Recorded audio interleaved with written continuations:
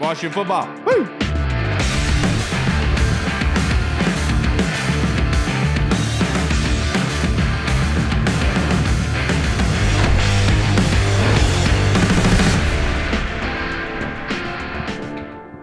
There we go. Hey, everybody. How you doing? Welcome to the Burgundy Zone. My name is Kyle, and I am joined by my two co-hosts, Michael Hall and Michael Reed. But we are joined by returning very special guest, Wole of the urban sports scene. How you doing tonight, brother? I'm honored. I feel blessed. I appreciate you guys having me on, man. You guys rock. You guys rock. Hey, I appreciate it, man. And the first thing that we have to talk about, fellas, is the latest news today. It looks like the Indianapolis Colts had made a trade with the Philadelphia Eagles for Carson Wentz. It looks like a third-round pick in the 2021 draft, and then a conditional pick next year that is a second-rounder but could be a first if Carson plays 70% more of the snaps next year. So, Wole, what is your immediate reaction to that trade? I think the Colts went out. I think that deal is a deal that's good for the Colts. I mean, you heard a lot of rumors that they may give up 2 first-round picks, and you're basically giving up, a second rounders. But obviously, if Carson Wentz plays, they'll get a first rounder for it. But at the end of the day, they're getting the guy that the coaching staff over there in Indianapolis is familiar with, and Frank Reich. He's very familiar with him. Wentz had his MVP season with him. So I think it's a win-win. It's a win-win situation for the Colts. I feel like Carson Wentz will return to what we saw in Philadelphia in his, I guess you won't say glory years, but his glory year with Philadelphia. Yeah, you're not lying about that, because you have to imagine he's coming from Philly, where we saw last season their offensive line was absolutely depleted. And then he goes to Indianapolis, where they have Quentin Nelson, a very good offensive line that's run-oriented. So, in my opinion, I could definitely see Carson Wentz playing better than he did this year. But how did you feel about that, Hall? Did you think that the Colts won that trade? I would say probably the Eagles won that trade, just because they're getting ready to get to offload that the Carson Wentz contract. I know they're going to take the big hit this year, but I know that a lot of the analysts out there were saying that pretty much in 2022 that they're going to have so much cap space and they're going to be able to rebuild and retool that year. So they're going to probably take a down year, a little bit of a hit this year. But, I mean, I'm not really that surprised, just because at the end of the day, everyone kind of knew that's where Carson Wentz was going to land at. I mean, that seemed like the only option at that point. I know that he didn't want to play in Chicago, so Chicago kind of pulled off their offer. Indianapolis Colts were just like pretty much steadfast on their offer, not going to up it. So at that point, it was kind of like the Eagles had no choice. So, yeah, I'm with Wole that I think that he's going to return to maybe that MVP kind of like that year that he had, or a possible MVP year that he had, or maybe to that level. They have definitely a great offensive line, a great run game with Jonathan Taylor. They have some great young weapons. T.Y. Hilton's an old vet, but they got Michael Pittman and guys like that. Paris Campbell on the come up. So I definitely think that it puts the Colts in maybe that top 3 to 4 contender in the AFC category. Yeah, look, I agree with you there. I do. But the thing is, to me, I'm looking at it like they're still on the hook for $30 million, and they were, $46 million over the cap as of today before that trade. So as much as it is a good thing for them, they were asking originally, Reed, that they were asking for 2 first-rounders, and now they have to settle for a third-rounder this year and a conditional second-rounder, possibly first next year. So do you agree with Hall that the Philadelphia Eagles won that trade? No, just the cap hit this year. I mean, the dead cap money is just so big. It's crazy, but that's just it's the biggest in league history. And yeah, it was gonna have to happen. But Hall's right. 2022, they'll free up a lot of room. But I just think that Wentz going to Indy with the familiarity with Frank Reich, like they said, a very good offensive line, and then some of these good young weapons, a good defense. I think that if Wentz can stay healthy, that's going to be huge for them. But that's a big if. And if you look at it, I saw something today that said every quarterback taken in the first round between 2009 and 2016 is now on a different team. Jared Goff went for 2 first-round picks. Carson Wentz is a better quarterback than Jared Goff when he's healthy, but that just goes to show you that the best ability is availability. And him going for 2 first-round picks and Wentz going for a third and a second, possibly first, just goes to show you how important that is to stay healthy. Yeah, and to me personally, I definitely think that that's going to be a first round pick, in my opinion. I definitely think Yeah, that but Carson I is do. going to play. Yeah. Like, he just has to stay healthy, and then it's a first round pick. And if you're the Colts, in my opinion, I thought the Colts won that trade. They are able to get a Yeah. quarterback. It just seems like the Colts just somehow find their way into these quarterbacks. You know what I mean? They start out with Peyton Manning.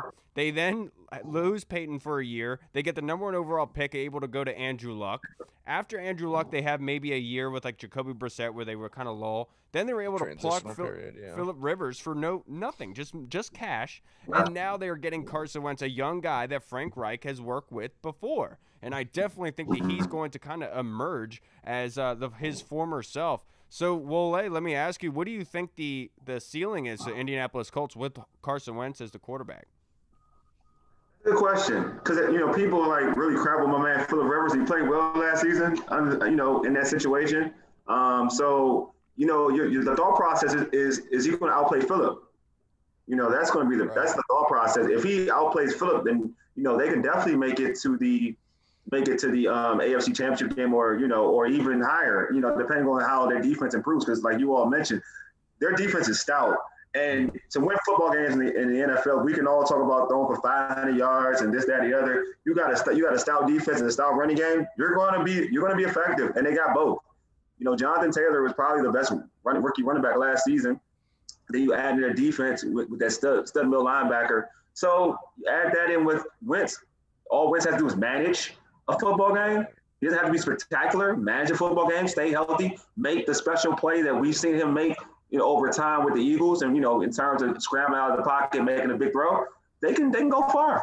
It's so funny. I was watching a NFL posted something on Instagram about Wentz's top 10 plays of his career so far, and like 6 of them were against Washington. And they were great. They were all great. And I was just like, God, I remember the first game of the season. I remember one play the first game of the season. I was there, and he scrambled. Like I thought he was sacked. He rolled out to a bomb. I want to say Aguilar or something. Yeah, his escapability was just unreal when he's healthy. Like, and behind that O-line. Yeah.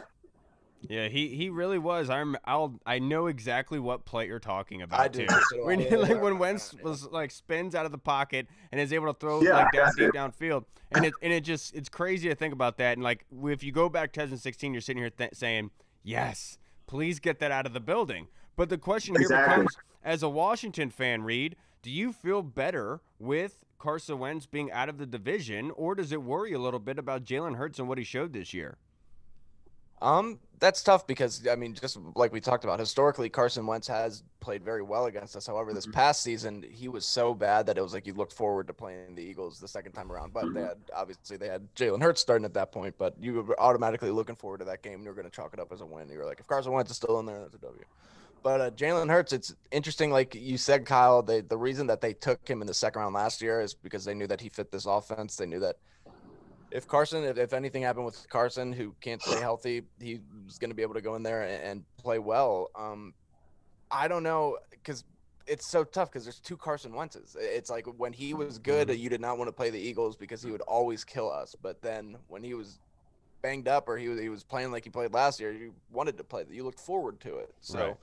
I don't know. It's interesting. We haven't seen enough yet from Jalen Hurts, but he is scary with his potential. What about you, Hall? Do you think that the Eagles are more of a threat now without Carson Wentz with Jalen Hurts at the helm? Obviously, it all depends on Jalen Hurts. I will say potentially yes. I'll lean on the side of yes, only because if you look at our defense in the past, we've always had trouble with running quarterbacks. So that's another, obviously, Daniel Jones, Dak Prescott. Now you have Jalen Hurts. That's 3 mobile quarterbacks in the division that we're going to have to worry about defensively. Like I said in the previous question, they're going to make a lot of cuts this offseason that are going to be a lot of like cap hits, or not a lot of dead cap hits, but a lot of cap casualties. It's going to free up a lot of space. So come 2022, like we were talking about before we started recording, I think that this upcoming draft, a lot of people think that Eagles are going to go quarterback in the draft. I think they're either going to take a playmaking wide receiver early, or they're going to trade back a couple spots with like Carolina or somebody like that. One of these quarterback-hungry teams is going to jump up to get one of the top 3 or 4 quarterbacks. They're going to acquire more draft picks, more capital, put more weapons around Jalen Hurts. And you've already seen that go back to his college days where you count Jalen Hurts out, look what he did at Alabama. You count him out again, look what he did. He bounced back at Oklahoma. Yeah. When he has weapons around him, the guy produces. And when you count him out, he always comes back and prevails. So that's the only thing. That's the only kind of the reason why I think that the Eagles could be a more deadly opponent for us going down the road with Jalen Hurts over Carson Wentz. Yeah, They've needed receiving help forever, and then if they do take one at 6, like their needs match up very well with the prospects. They take a wide receiver almost every year, and they don't pan out. It's like the Eagles just cannot draft wide receivers. It just doesn't work out for them in that way. But the other news that got announced was the NFL said that the salary cap is going to be at minimum $180 million. So it's $20 million less than what it was last year at $200 million. Meaning the Washington football team has $38.5 million in cap space right now. So, Wole, let me ask you, a lot of people have been saying that Allen Robinson most likely is going to be ending up in Indy now with Carson Wentz to try to add some weapons around him there. Do you think that the Washington football team is going to go after somebody like Allen Robinson? I wanted to take care of Brandon Scherff first. All about paying your own. I'm a firm believer that you know it's time to pay your own. Mm-hmm. Guys who produce for you, don't let them walk out the building. So pay your own, and then after that, tackle where you need to tackle. Obviously, there's certain exceptions to the rule, but pay him first. He deserves it. Now we're talking about getting a wide receiver. I don't think you need to break the bank. And somebody had a great point to me about getting a wide receiver. You already got a number one in Scary Terry. You got a number one. Right. That's number one. Why break the bank for it and get another number one? You know what I mean? Mm-hmm. Like get somebody who complements Terry, right? Who's effective, right? Who's better than what this team had last season, but not better. It doesn't have to be on the level of Scary Terry. So why not go after somebody a little bit cheaper, and you can actually spread that money out like a Corey Davis, right? Marvin a little cheaper, Marvin Jones. You know what I mean? And players like Curtis that. Samuel. Yes, exactly. You know, get somebody like that, compliment to Scary Terry, and then improve other aspects of this team. You know what I mean? Maybe add some linebackers, some linebackers who can match up with that front. So yeah, they go that route. I believe that it'll work out for them.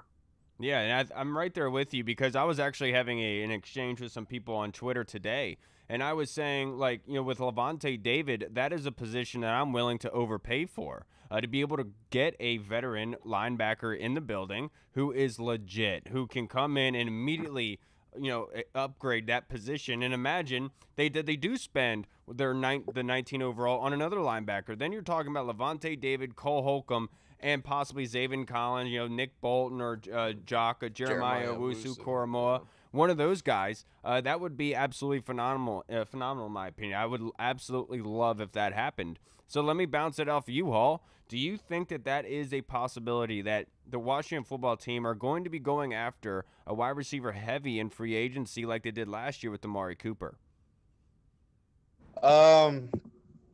That's a good question because I feel kind of on both sides of the coin with this because obviously a guy like Allen Robinson, a top-tier talent like that, we would love to see him come to this offense. It would, like, obviously upgrade this offense. I think that it would make this offense 10 times more explosive. Now we have a double downfield threat. Obviously, someone that's going to pair opposite with Terry is going to be a great. But I'm also kind of on the side of Wole where we don't really need another number one dominant other guy. We need like I've always, like, you guys already know, I've been like a tier 2 kind of guy where Curtis Samuels, a Marvin Jones, a Corey Davis type of guy that can come in.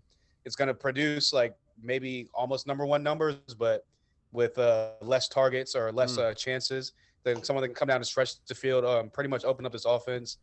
And someone that's, like you said, take the pressure off of Terry. So, yeah. Would I be mad if they brought in someone and overpaid or paid top dollar for Allen Robinson? No, because, I mean, it takes top-tier talent in this league to win Super Bowls and win championships and to compete.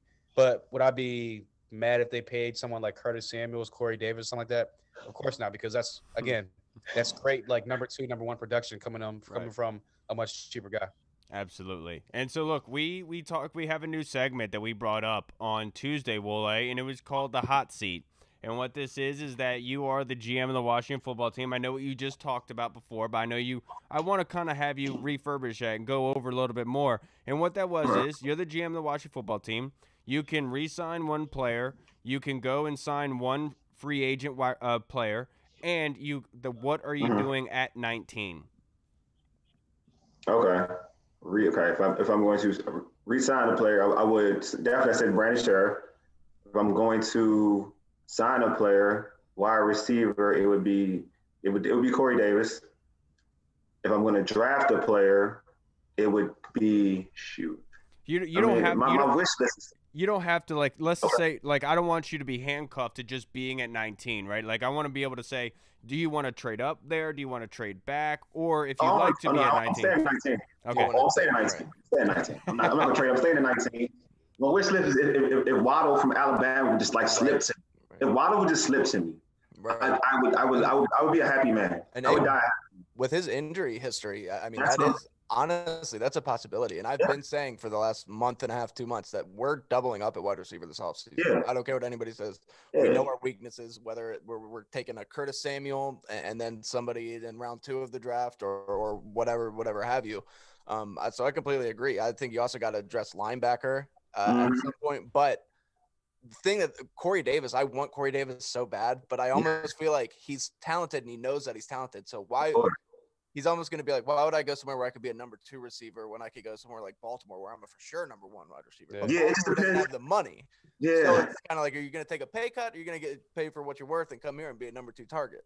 That's why for wide receivers for the wide receiver situation, it's very important to have a quarterback that the wide receivers feel like they can get money with. And it's the truth. I mean, it is what it is. Like if you want a certain wide receiver, like a Corey Davis, he's going to want to go to a situation where he knows this dude is throwing the ball on the rock. It's not a quarterback who's just going to run. It's a quarterback who's going to throw that rock. It's going to give me the bag.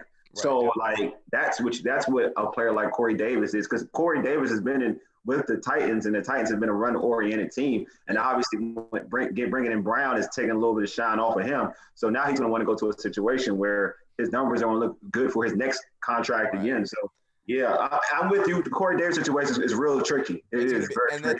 And also, I'm sorry for just hijacking this part right here, but also then that also takes you to Allen Robinson, where Allen Robinson's like, he spent his time in Jacksonville with no quarterback. Then he goes to Chicago with no quarterback. And then it's like, is it going to come here where there's quarterback situations? Like, that's why the quarterback position is so important to have. That's why Deshaun Watson would be great. Exactly. Like you said, like, that's not even. It's so true. Like, you got to take care of your guys first. You got to take care of Sheriff. You got to put weapons on there. It's tough. It's tricky, man. This offseason is going to be fun. Yeah, it's going to be a lot of fun. And one of the questions that I had for you guys before we get into our other segments is, with the Carson Wentz trade, with him being a 3rd rounder this year and the conditional 2nd rounder next year, what does this do to the quarterback market? What do you think these other quarterbacks are going to be worth now? Does that kind of help the Washington football team with Deshaun Watson? I'm going to start with you, Hall. I don't really think it affects any of those guys, because Carson Wentz is a lesser quarterback than all the guys that are pretty much left on the market, like a Deshaun Watson. I mean, I don't think Russell Wilson's going anywhere, but a Russell Wilson. If you want to throw Derek Carr out there, Derek Carr's numbers compared to Carson Wentz's numbers these past couple of years are light and day. So Derek Carr will probably command more on the trade market. Light and day. The only guy that it might maybe affect would be Marcus Mariota. That's because I would put Marcus Mariota. Yeah, blase. Now I would put Marcus Mariota and Carson Wentz on like the same level at this point. So it's kind of like, does that reduce the marker for Carson or for Marcus Mariota as far as like, I know that the Raiders wanted like a number 1 or whatever it was for him. So does that drop the asking price for him, seeing how Carson Wentz is probably more accomplished at this point in his career than Marcus Mariota?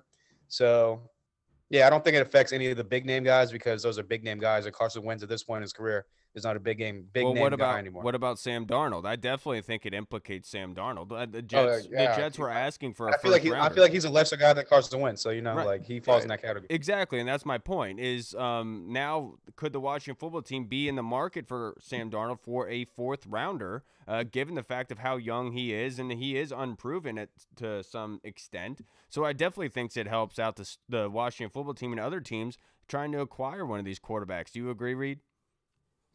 Yeah, I think obviously just taking that team out of the market is huge. I know the Raiders, like we've said, are kind of in salary cap hell, so they may be forced to just cut Marcus Mariota eventually.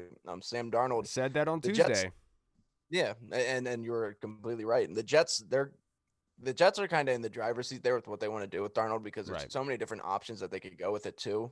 So they just got to wait for the right offer. But that taking the Colts off of the table definitely helps, I think, our chances of acquiring somebody. But it really just depends on what the price is. It's hard. Absolutely, because I remember hearing that the Eagles were asking for 2 first-rounders. They didn't have any suitors coming out, and then the salary cap comes out, and immediately from then on, they're able to get the trade done and push through for much less than what people were projecting. So if the Jets were asking for a first-rounder for Sam Darnold, there's a big chance he's not even going to be even sniffing close to that based on what we saw with Carson Wentz. What do you think about that, Wole? Do you think that it is going to kind of dictate the market for those kind of quarterbacks that are going to be traded? Definitely. I don't know how Sam Darnold has gotten so relevant. It's just because he was recently like quarterbacks are like fresh in minds, but he hasn't produced. I gotta produce. It's like I love Rosen out of UCLA, and what did that do? Right. I was like, okay, all right. And I adored him too. Like I adored him. I get it. Like I get how people like certain people. When I heard that what his value was, I was like, that's fair. Yeah. Like people need to start understanding value. He was a first round pick. I get it. He was a first round pick, but at the end of the day, when you look at his stats, and I always get this excuse about, well, he didn't play with anybody. I'm like, dude, you know how hard it is to throw for like 59% completion in the NFL?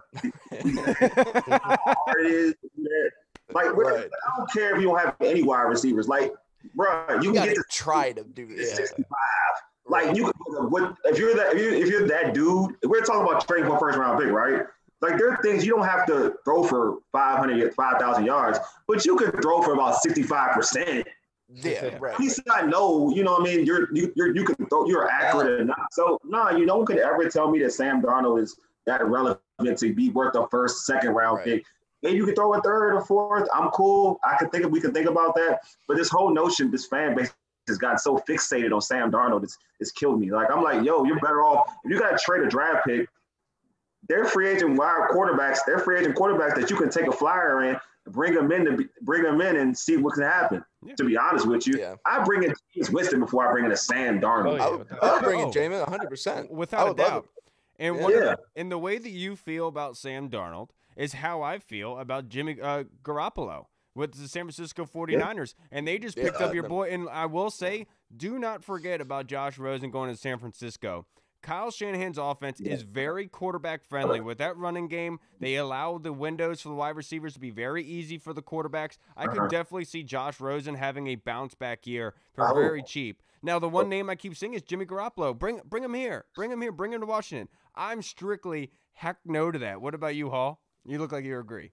I mean, yeah, you see me shaking my head. No. I mean, look, this fan base has been quarterback deprived, and part of it has been because of injury. So why bring in another quarterback that's injury prone that can't stay on the field?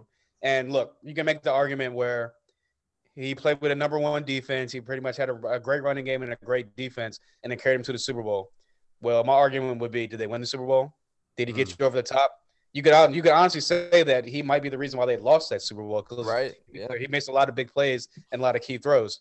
So at this point, if you're not going to get a quarterback that's going to take you over the top, why give up draft capital to even acquire that quarterback? Yeah, and I'm right there with you. I wholeheartedly agree. What about you, Wole? Yeah, I agree. I just feel like Garoppolo's not the guy. It's just not the guy. Like you mentioned Kyle Shanahan. That's why he was successful. And at that, he had games he struggled with Kyle Shanahan. So that you know, like, hey, he's a quarterback. He's a quarterback. That's all. He's blessed to have a starting position in the NFL. You know, under a good system. Right. Yeah, you're absolutely right. And sorry, Reed, I'll let you go. And the thing is, the reason why his name produced so much was the fact that he came from New England and Bill Belichick wanted him very badly. And that was one of the biggest reasons why he was a hot name commodity. He goes to San Francisco, has a great defense, has a great offensive line, running game. Kyle Shanahan makes him look somewhat good, but then everyone forgets about how the other quarterbacks performed when he was injured. C.J. Beathard was actually pretty good. C.J. Beathard, Nick Mullins? Nick Mullins? They came in. I know. Yeah, they looked good. So, the fact that we think that Jimmy Garoppolo is going to come here and he's, better than what we have, I think is laughable. I just don't want to go ahead and mortgage that. Sorry, Reed. Yeah, no, I mean, if we're talking about dating porn stars, yeah, bring Jimmy Garoppolo over here. Yeah, If we're talking about winning football games, and yeah, he's getting baddies. I agree with you. He's getting baddies. I mean, he's doing something right. Right. He's doing something right. I mean, hey, he's a good-looking guy, but he's not somebody that I want running my football team. And you're right, Kyle. His name had so much momentum because of Belichick and because the Patriots wanted to keep him and the whole Tom Brady thing.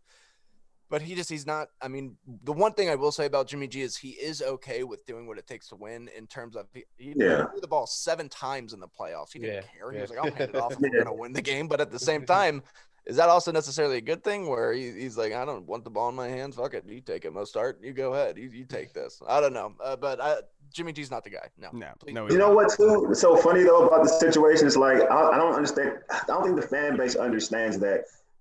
Depending on the quarterback you bring in, you're gonna have to give him a lot of help for this individual to be successful. Right. Yeah. You know what I mean, like the names they're throwing out. Like, all right, if you did bring in a Sam Darnold, then you better you better surround him. You better get an Allen Robinson. Like, you better get an Allen Robinson, or you better get, or if you bring in a Garoppolo, you better get an Allen Robinson. You might have to bring in another tight end and bring in another running back, because you have to have a big time ideal situation for that player, for that quarterback to be very successful, to put up numbers. Right. Yep. That's why if somebody like Jameis is available, it's so easy to just be like, all right, well, let's give him a year deal or so. Let's see what he can do. Let's see if that 5,000 yards and 30 touchdown season. I know he threw 30 interceptions, but he also threw 30 touchdowns. Let's see if that was not a mistake, and let's see if that LASIK helped him. Let's see if that year under Drew Brees helped him. Let's see what I mean, I would be all for that.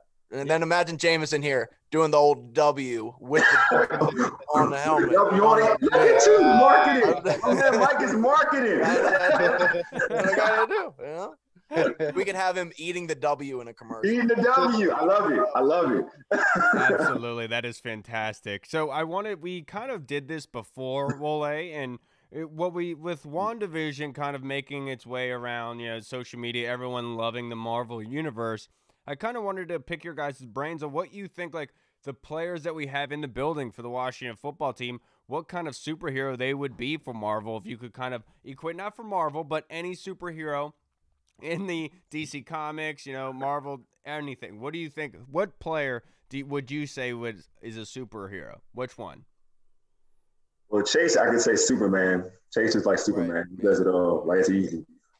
Scary Terry would be like Spider-Man to me. I was about to say, he just seems like a Spider-Man. John. I was gonna say Alex Smith. Alex Smith would be Iron Man.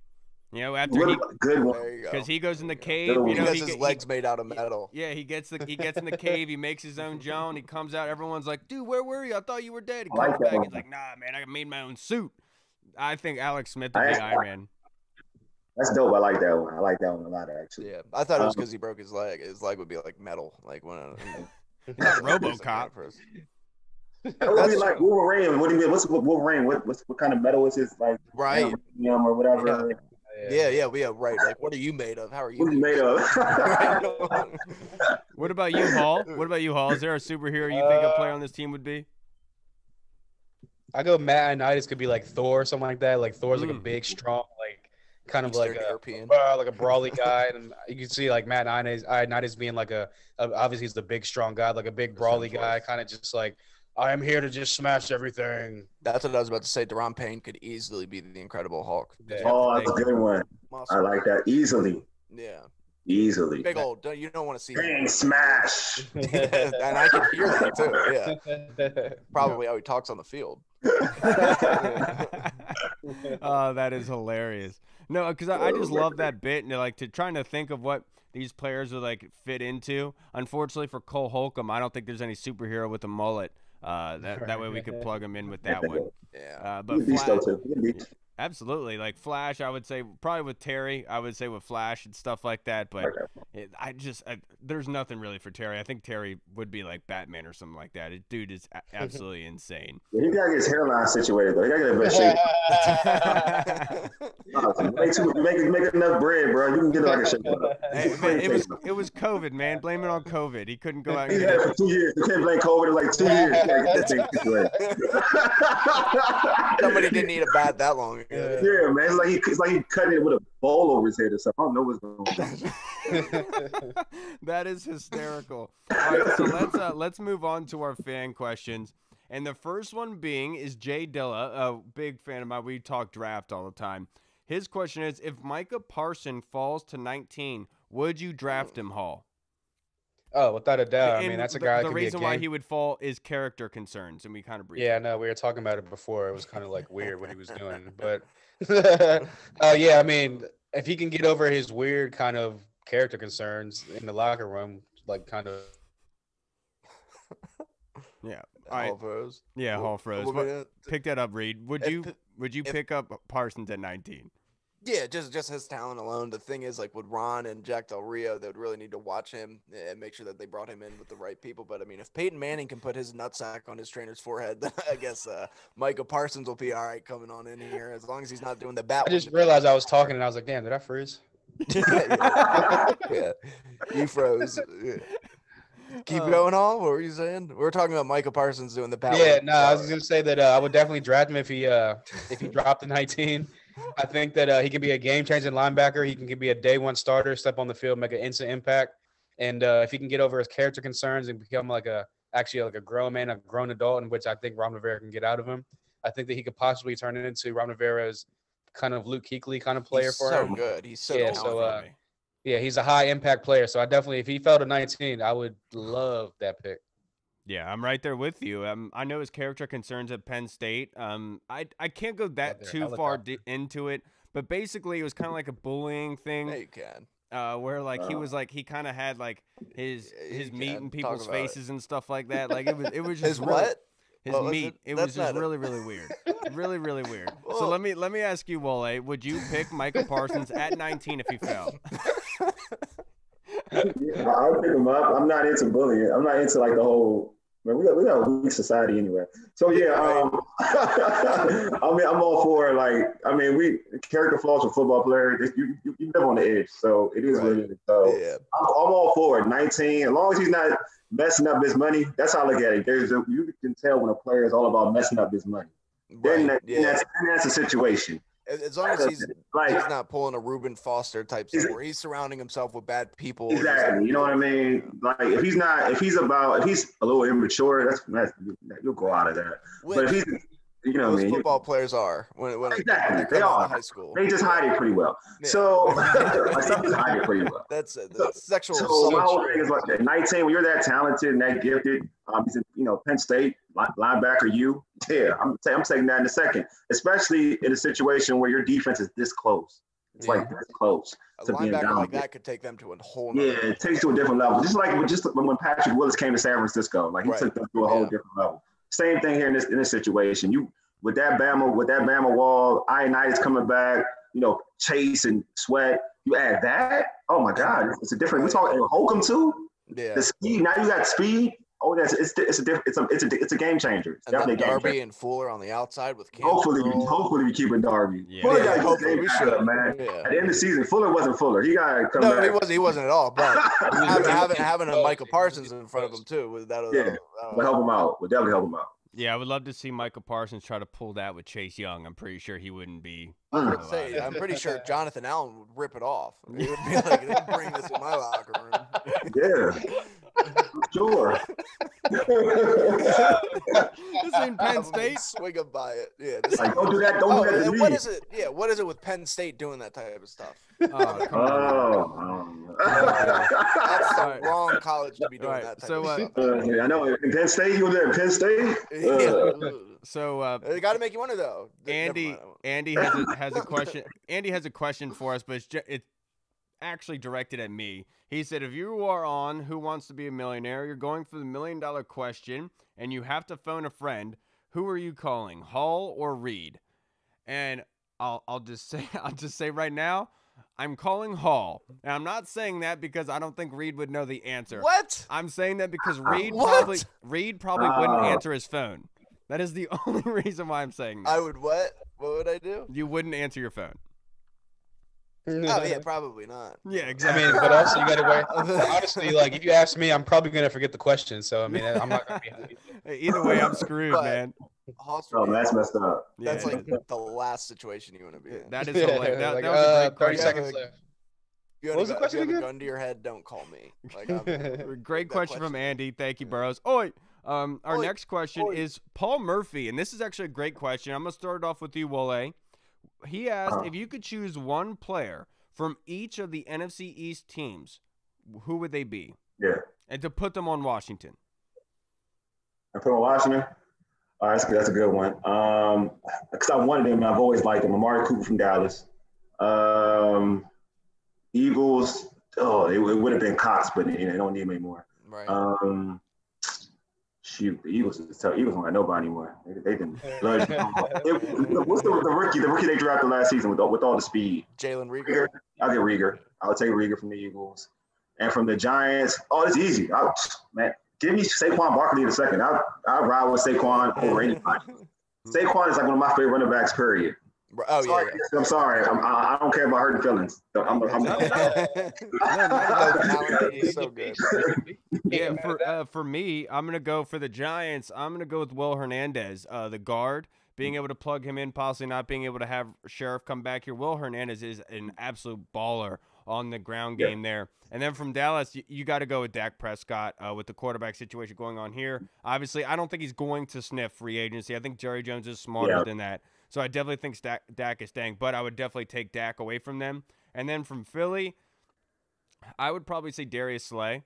I think that we could do a lot better with Slay than they did. It just seems like free agent cornerbacks that go to Philly just don't do well. Even Darby, look what Darby did after he left Philly and came here. I know that he was injury riddled, but Slay is who I would take. Now, what about you, Reed? What 3 players would you take? Anybody differently than who we picked? I'm gonna go from the Giants, and this is gonna just because the way that other teams players fit with our team. I'm gonna go with Darius Slayton. I'm gonna go with Slayton to be our number 2 wide receiver, and then from the Cowboys, you got to take Dak. But then I guess Darius. I almost wanted to say from the Cowboys, I would take Leighton Vander Esch and then Jalen Hurts from the Eagles because we do need a quarterback. But I'm not sold on her. I would take Dak over Hurts. Yeah, that's a good one. And Hall, do you have anybody else, anybody different that you're thinking from the Giants or Eagles or Cowboys? Originally wanted to say CeeDee Lamb. Why? Yeah, I mean, obviously with the quarterback situation, as we said, I would take Dak from the Cowboys, Slayton from the Eagles, just because I feel like Slay. there's slim pickings from Slay. There's slim pickings from the Eagles. I mean, who else do you really want? So if this was 3 years ago, I would have said Howie Roseman. And I'll take the statue in front of the stadium, I guess. I don't know. The Rocky statue. Don't get me started on that too. Don't get me started on a fictional character. I'm sorry, continue. From the Giants, I'd probably take Blake Martinez. That's a guy that's a good one. A guy that gets slept on. He's a great linebacker, and obviously he would be a great fit to come here and be like probably our lead linebacker. So Blake Martinez is the guy taking the Giants. Fantastic one, Hall. That was great. Now let's go with the Colonel. He always has fantastic questions for us. Always has. So Wole, I'll start with you. If coming to 19, would you be okay with having Mac Jones drafted by the Washington football team in the first round there? No. Be ready. No.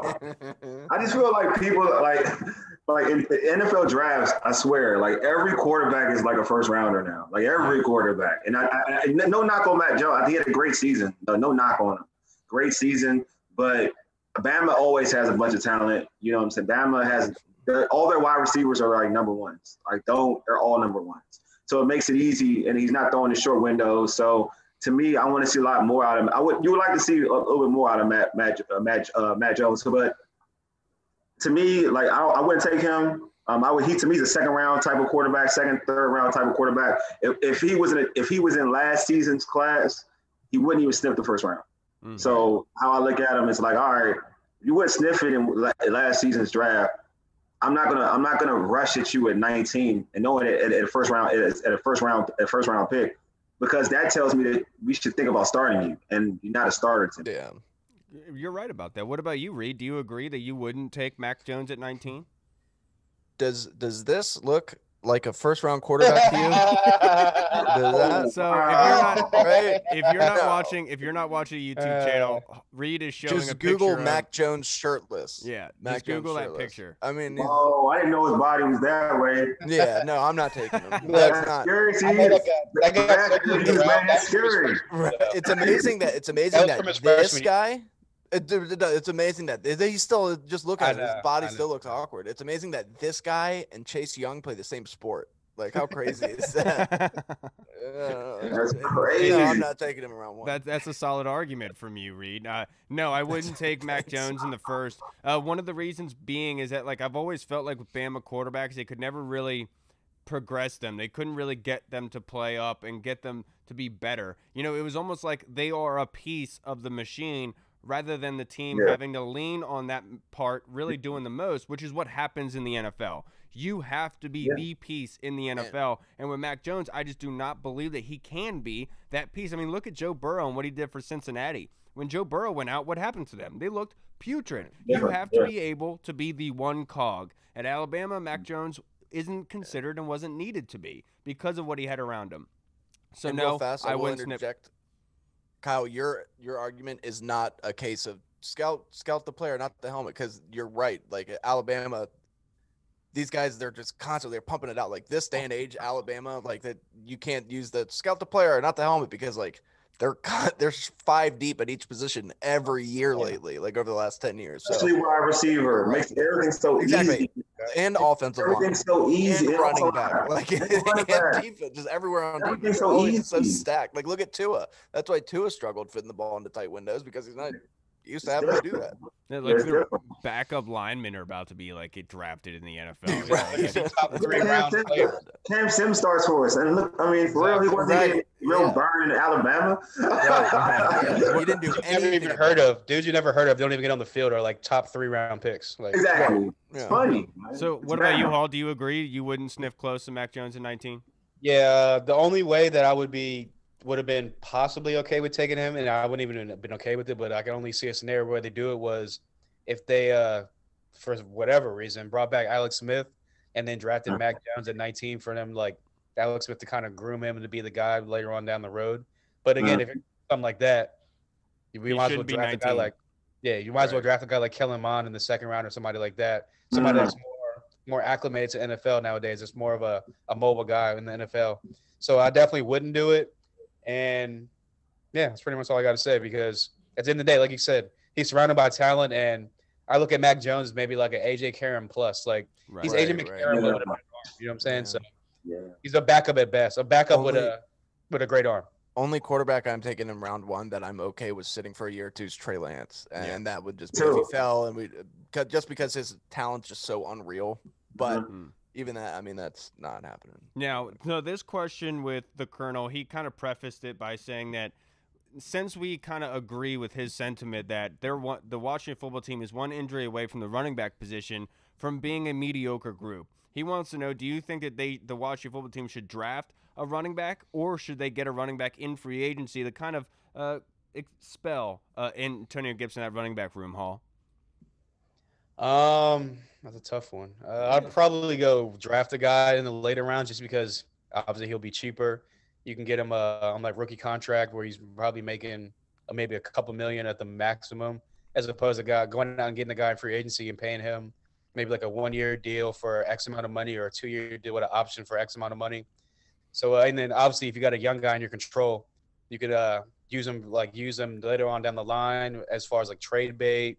You can inject him into the 53-man roster and expel Antonio Gibson at some point. So I'm definitely going the draft route, probably the rounds between like, I don't know, four later, somewhere around there. Yeah, and I wholeheartedly agree with you. I think it is the draft. You know, we saw last season they went hard in free agency. We were all kind of wondering why they went and signed Peyton Barber, why they signed J.D. McKissick when DG was still here, but obviously that ended up being the right call on their part. So in my opinion, I don't think you need to go back and do that again. I think you do need to go younger at that position. So I wholeheartedly would go in the draft. I said it many, many times. I really like Khalil Herbert out of Virginia Tech. I think that he has somebody who has the upside who could be a starting running back in the NFL one day, and having him being your third, fourth running back right now would be phenomenal in my opinion. So I would absolutely go down that route. What about you, Reed? Yeah, I'm right there with you guys. I think the draft, you got to get somebody young and on a good attainable deal. Like you brought up Khalil Herbert. I like him. I brought up Kenneth Gainwell a couple times. I like him a lot. But yeah, I think you guys are right. Like maybe the second, third round pick, but nothing earlier than that. And you could still find somebody who can be there and spell Antonio Gibson if he gets hurt. Right. What did Hall call him? He said Chuba. I don't know. Yeah, I don't know. Herbert? He Chuba Hubbard or something. Yeah, that was hilarious. Hubbard. What about you? Yeah, Chuba Hubbard. What about you, Wole? Do you agree? Do you think that the draft is probably the best avenue for them to go down and get some depth at running back? I just want to draft wide receivers. That's all I want to draft. Awesome. Right there with you, dog. That's all I want to draft. I don't want to waste any time with anything else. It's a tough one because it depends on who they bring in as a quarterback. For me, it really does. Because they bring some of these quarterbacks in, and I mentioned it earlier that we mentioned that they need some running back help for real. Because at the end of the day, Gibson we don't know if he can hold up for the whole season because he's a wide receiver in college, and now you're asking him to play running back. I am happy that he's going to drop weight. I've heard he's trying to drop weight because though he did have a toe injury, and I think with the toe injury and the amount of mass he's put on himself during the season, I heard he was like 240, 250. He lost a lot of speed. So if he can get smaller, get back to what to his comfortable weight, I think he can definitely be electric. But I would bring in somebody. I would think about signing somebody. No Barber-ish type of player. I'm cool with McKissick because McKissick was so impactful. So I'm cool with McKissick. But I was interested in taking Leonard Fournette when he was available. What Tampa did. I thought that'd be a great fit because it kind of reminds you of what Carolina had back in the day. So I kind of look for similarities of what Carolina had. So a physical runner, and Leonard Fournette's a physical runner, a guy that if say Gibson goes down or isn't effective, you can plug him in, and he's a guy that many linebackers and defensive ends or safeties want to tackle. So bring a guy like that, I think would help out. So I'm on the side of kind of signing a running back, but obviously it would have to be a favorable deal for the team and the organization. It's amazing that we all forgot about Bryce Love. That's messed up, man. Bryce Love, he hasn't been able to get out on the field yet. That's my only problem. I love the guy. I want him to. Yeah, he had the chance. They saw him in practice, and he just, they needed to see more. Look, I definitely think that Bryce Love is capable, but it just seems like one of those situations where time is running out in the hourglass. No, I feel bad. One name from the draft that somebody kind of like fits what Antonio Gibson was at Memphis. Demetric Felton out of UCLA, a running back and wide receiver they used. I would love to see him in the mix. We need playmakers on the outside and at the running back position. That's somebody that could really be versatile and they could use a lot. Great question from the Colonel. That was phenomenal. Now, Scott Hartley, the Inquirer, he wants to know, with the ratings that was released from Sky Sports, with all of the UK and European people, it was like broke numbers. It broke records that who watched the Super Bowl. He wants to know, based on that, do you guys see the football team for the NFL establishing itself in London? And I'll start with you, Wole. I hate it. I would hate if they did that. I feel bad. I would feel bad for the players, just because of the travel. It's an unfair situation for the players. I'm not talking about as a fan, you're gonna watch football regardless. But for the players, you're looking at it if you're on that, if you're over there and you're traveling back and forth, constantly have jet lag. That's not fair. It's just not a fair situation. How can anybody tell me it's not a fair situation? So it just, in terms of the players, I don't like it. What are they in real fast in the UK? Are they 6 hours in front of us? Yes. 6 or 8. So then from like, it depends on where you California, they're like 9 hours, 12 hours or something like that. Yeah, it's pretty big. Mm-hmm. That's huge. Yeah, also, what division would they be in? It's like Jackson. They were trying to get Jacksonville to do it. Right. That was the rumor. Yeah, because I don't know if they're still the team. In his explanation, he talked about Khan owning one of the Premier League teams over there in London. So he was kind of saying the connection there makes sense for them to establish a team there. But I will say, I think that is incredibly difficult. But what I do think could happen, Scott, is them starting a European-style NFL league. They used to have that. Remember? And having, I understand, but what I'm saying is making it actually legit. I'm not saying you didn't understand. but making it legit and really having some marketing behind it and being able to push that. 'Cause I definitely think it can happen, especially with how many undrafted free agents, guys that are really trying to get in the NFL. That could be used as a minor league system in the European leagues, and they wouldn't have the travel wouldn't be as crazy as going from the U.S. to London, but you can have the travel inside of Europe, which is very close. So that's one way I could definitely see it happening. Would that happen in the summer? That would happen in the summer. I used to watch NFL. I used to watch NFL Europe. Did you have that in the summer? We used to have in the summer, right? Yeah. We used to have a at Damascus. We used to have a substitute teacher. My dude, he went to Penn State. Kevin Thompson. Yeah, he went to Penn State, and then he became a substitute. He played in the Euro League. Oh, did he play NFL Europe? Oh, I used to love watching NFL Europe. That used to be my thing. Yeah, and then he became a football. I used to see a Washington player from the NFL Europe. They used to try out for the team in camp. I was like, oh wow, you got all the NFL Europe. He was signed you. You should make the team. You should really make it. He was a substitute teacher at my high school too. He would come in. That's dope. That is dope. But they used to have the Euro League in Madden. Do you guys remember that? Like the earlier Madden. I was gonna say that. Those were so fun. Had like the dragon or something like that. Back when Madden would do new stuff. Yeah. Oh yeah, I remember that. Back when I was really bad at Madden, you'd always pick the best team and then play against one of the NFL Europe teams just to make you Madden feel good. more like Baden. Right. I hate Madden now. No, but what's it called? I gotta go get James just woke up. I gotta go, so I'm gonna sign off early. All right, dude, you're good.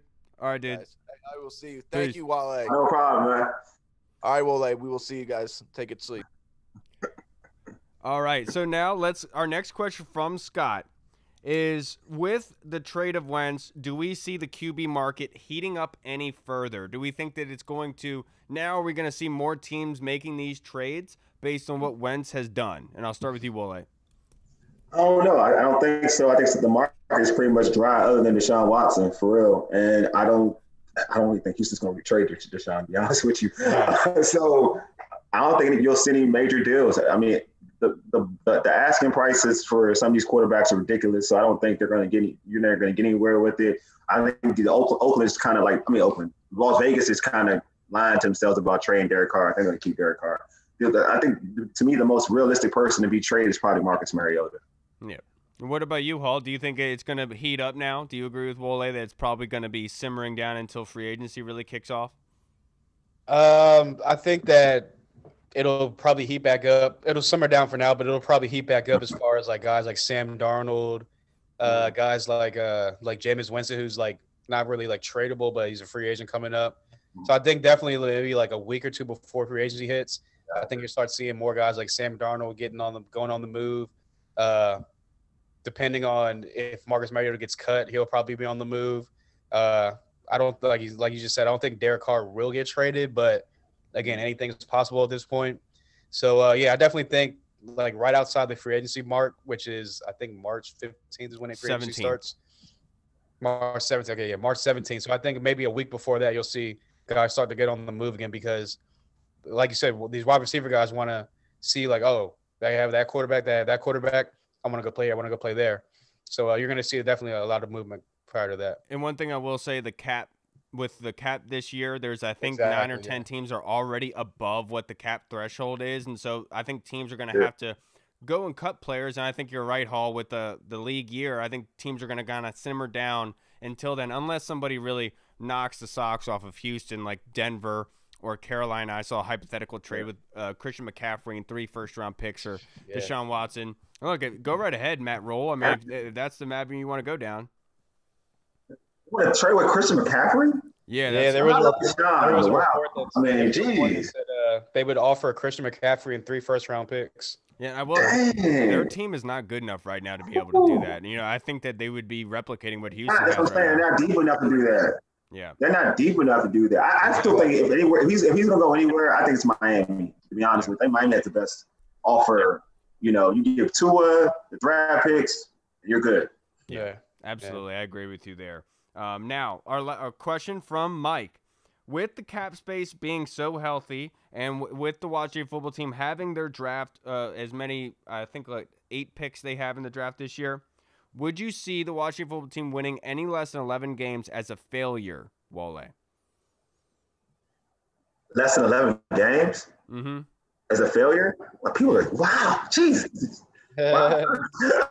I think if they win, I don't think it'll be a failure because the league changes every season. The league changes. I will say this though. Thank you to Philadelphia for being such a bad team now. Like, you made life so much easier. Now it's like, okay, the Giants and the Cowboys that the Washington football team has to worry about. So I don't think it's a failure, but I do think that if they win less, I'll say this much: if they win less than 9 games, I think it's a failure. No, I agree with you wholeheartedly. I do. I don't think the 11 games, because the one thing we have to take into consideration is the first place schedule that they're playing next year. But that being said, this is way too early because of so many injuries that can happen in preseason, training camp, and throughout the season. You never really know what's going to happen. I mean, look at what happened last year, right? So in my opinion, no, because I truly do believe that they could win the division with possibly 9 or 10 games. As long as they get into the playoffs, that is my cutoff right there. If they don't make the playoffs, I do think it's a failure because you're taking a step back, in my opinion. You're building a foundation here. You made the playoffs this year. You have to continue pushing for that. And if you don't make it, in my opinion, I think that we are taking a step back. Hall, what do you think about that? Do you think not winning 11 games is considered a failure? No, I don't think it's a failure just because, I mean, in my lifetime, I can't even remember the last time this team won 11 games. So 2000, right? Yeah, they've maxed out at they've maxed out at 10 for the past 20 plus years. Yeah. So I wouldn't count that as a failure because they haven't gone over 10 games since over 20 plus years. But I do think that it will be a failure if they win, like you said, less than 9. I think the cutoff next year is 9 games. Like we talked about on Tuesday. I don't really think you have to make the playoffs per se, just because like the NFC is already going to be loaded as is. Like you got Seattle coming back next year. You got the Rams going to be a contender next year. Yeah, that's true. 49ers are going to be back healthy. They might be back in the mix. And obviously you got like the teams like the Packers, you got Green Bay. So, I mean, that's already 5-6 teams right off the bat. So you're already maybe, if you don't win your division, can you maybe slip into the back door of the wild card with that 7th team? So, and you got a 17-game schedule this year. So, and I think our 17th game this year is Buffalo, which obviously playing a first-place schedule, you got to play first-place teams. So I definitely think that 9 wins is not anything less than 9 is a failure. And if they don't make the playoffs, I'm cool with it. Just at least win 9 games at minimum. No, they got to make the playoffs. Absolutely. 150%. But I they got to make the playoffs. No, I ain't having it. They got to make the playoffs.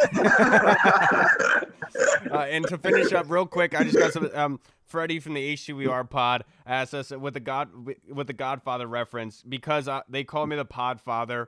What would they be in the Podfather, like with Godfather reference and, Goodfellas? And I'll say, Freddie, you would be Jimmy Conway, and Andy would be Sonny. I'll say that right now.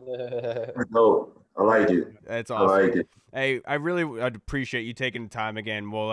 Having you on, you're such a great personality. You bring a lot of energy. I know you're doing big things on the radio. I see you all the time talking boxing, basketball especially, and watching your football team. I really do appreciate you taking the time out, sir.